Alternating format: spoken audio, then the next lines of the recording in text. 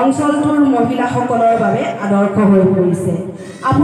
আপোনাৰ এই কৰ্ম সংস্কৃতিয়ে অঞ্চলটোৰ মহিলাসকলৰ বাবে প্ৰেৰণা হৈ ৰ'ব। আপুনি বিভিন্ন বাঁহৰ সামগ্ৰী তৈয়াৰ কৰি নিজৰ সন্তানক সুশিক্ষাৰে গঢ়ি তুলিলে সেয়া আমাৰ বাবে প্ৰেৰণা আৰু আদৰ্শ। আপুনি যি অৱদান আগবঢ়াইছে সেয়া সকলোৰে বাবে প্ৰশংসনীয় আৰু সদা আদৰণীয় হৈ ৰ'ব। আপোনাৰ কষ্ট, ত্যাগ, অদম্য সাহসে সদায় সমাজত এটা ধনাত্মক বাৰ্তা প্ৰেৰণ কৰিব। বিন্দুৰ পৰা সিন্ধুলৈ কৰা গৌৰৱময় আপোনাৰ বৰ্ণিল যাত্ৰাৰ জৰিয়তে আপুনি নিৰ্ণয় কৰিছে গৰিয়সী পথ।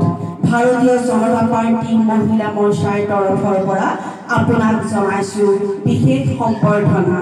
আপোনাৰ সুস্বাস্থ্য আৰু সৰ্বময় কল্যাণ কামনাৰে পৰম পিতা পৰমেশ্বৰৰ ওচৰত প্ৰাৰ্থনা জনাইছোঁ। ইতি শ্ৰদ্ধা সহকাৰে মণ্ডল সভানেত্ৰী পূৰ্ণিমা বৰা শইকীয়া, মণ্ডল সাধাৰণ সম্পাদিকা